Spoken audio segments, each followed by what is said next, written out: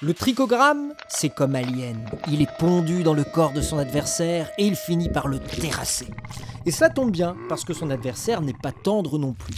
C'est la pyrale du maïs. Un tout petit papillon de nuit apparemment inoffensif, mais très rusé, et qui a même appris à survivre aux moissonneuses-batteuses en s'installant en bas des tiges.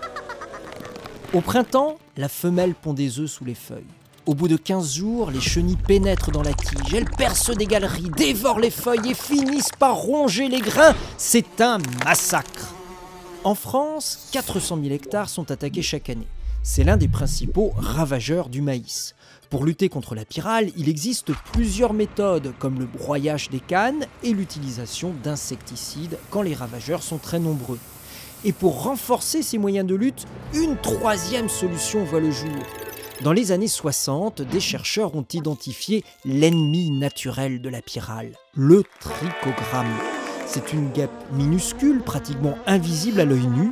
Elle pond ses œufs dans le corps de la pyrale, les larves s'y développent et elles tuent leur adversaire en sortant.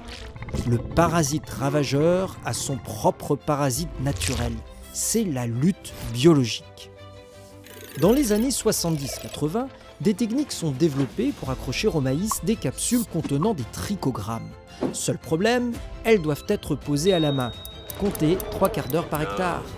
Mais plus récemment, l'arrivée des drones permet de les lâcher à grande échelle en quelques minutes. Ce sont des millions de petites guêpes qui volent au secours du maïs et qui peuvent éviter ou diminuer l'emploi de produits chimiques. Aujourd'hui, environ 100 000 hectares de maïs sont traités chaque année en France. Une victoire acquise grâce à une meilleure connaissance de la nature et de la loi du qui mange qui dans l'univers impitoyable des insectes.